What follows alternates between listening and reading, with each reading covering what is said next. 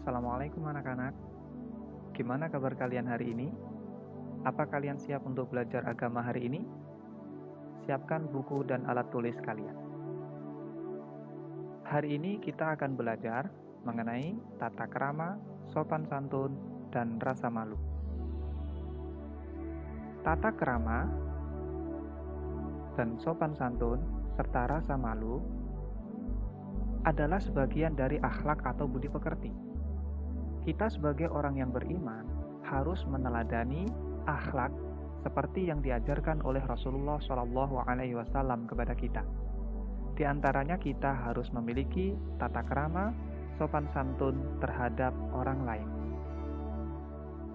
Dan kita juga harus memiliki rasa malu agar kita tidak memiliki perbuatan yang memalukan baik di hadapan manusia apalagi di hadapan Sang Pencipta. Kita bahas.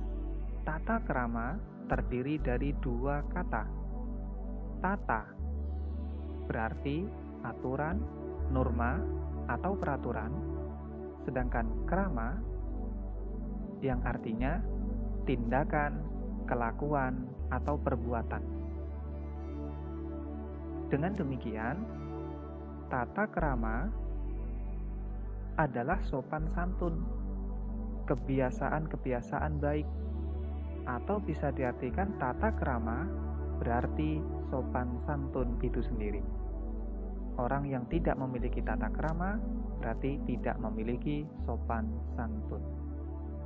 Contoh sopan santun atau tata krama dalam kehidupan sehari-hari diantaranya 1. Tata krama kepada orang tua dan keluarga.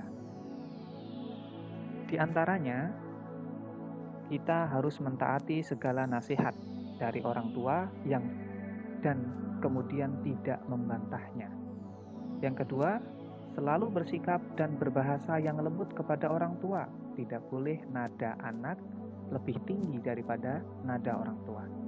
Kemudian rajin belajar dan suka membantu orang tua di rumah, dan saling mengerti, saling menghargai, dan tidak saling menjatuhkan sesama saudaranya.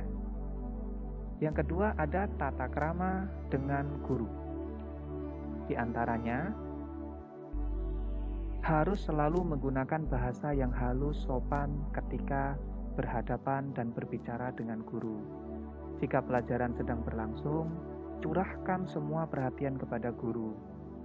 Dan kerjakanlah setiap tugas dari guru dengan sebaik-baiknya. Yang ketiga, tata krama sesama teman. Contohnya, bantulah teman yang meminta pertolongan kepada kalian. Jika kalian tidak mampu menolongnya, sampaikanlah hal itu dengan disertai alasan yang masuk akal.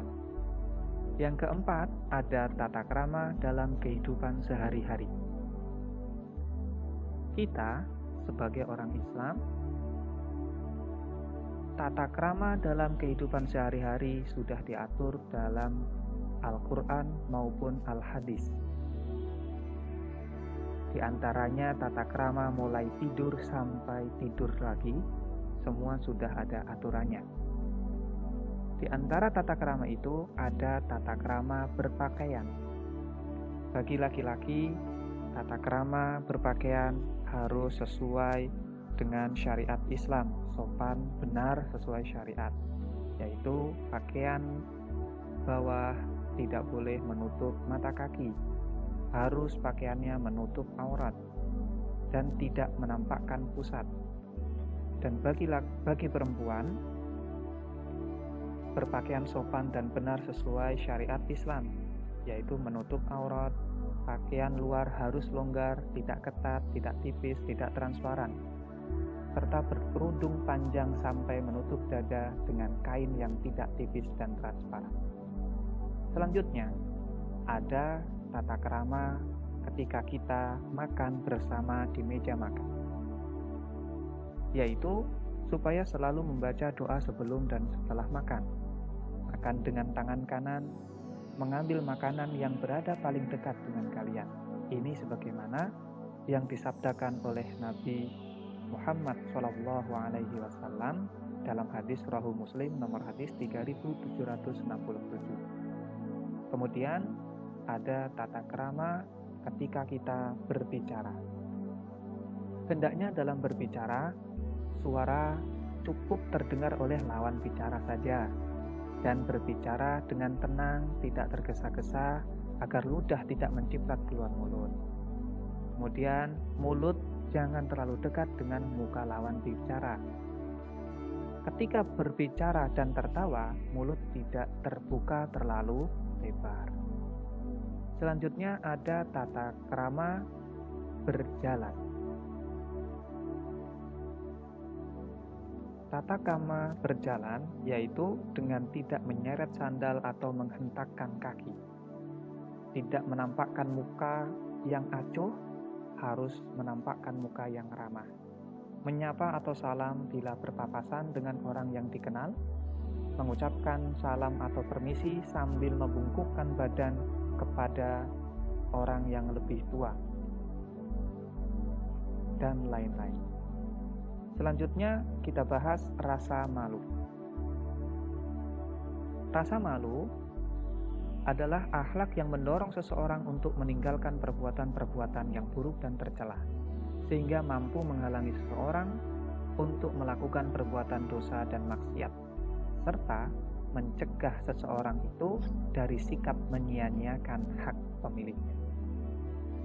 Sebagaimana yang diucapkan oleh Imam Ibnu Qayyim al-Jauziyah, beliau berkata, malu berasal dari kata hayyah, yang berarti hidup.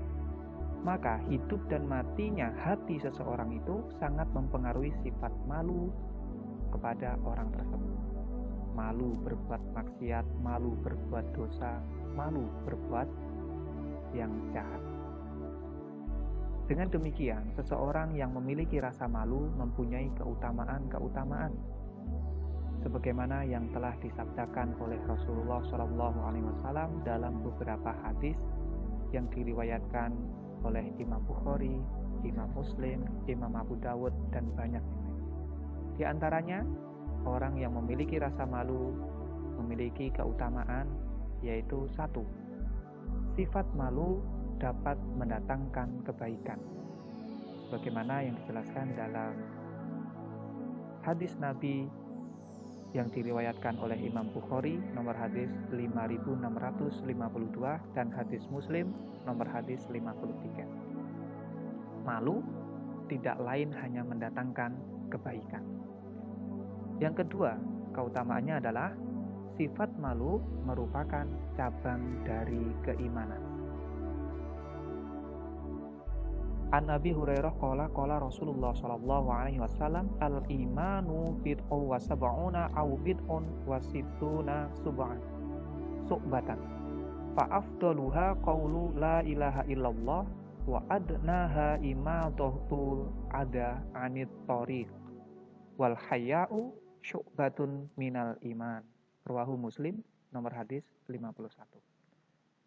Yang ketiga, sifat malu itu dicintai oleh Allah Subhanahu wa Ta'ala, sebagaimana yang dijelaskan dalam hadis Rawahu Abu Dawud nomor hadis 3497. Selanjutnya, sifat malu sebagai akhlak agama Islam, sebagaimana yang dijelaskan sabda Rasulullah dalam hadis Ibnu Majah nomor hadis 4171.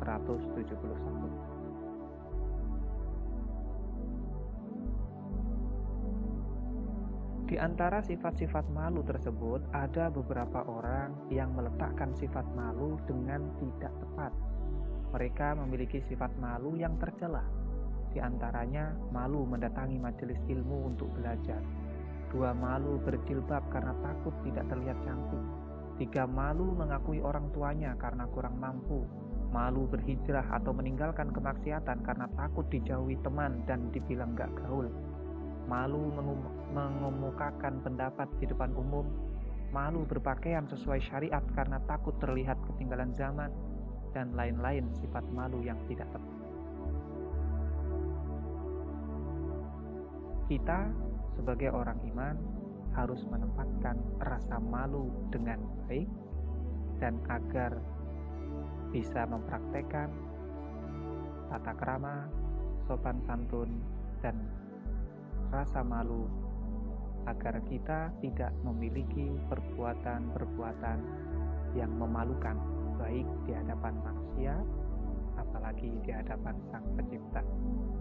Baik, mungkin demikian yang bisa Pak Ihsan sampaikan. Banyak salahnya, mohon maaf yang sebesar-besarnya. Wabillahi taufiq wal hidayah. Assalamualaikum warahmatullahi wabarakatuh.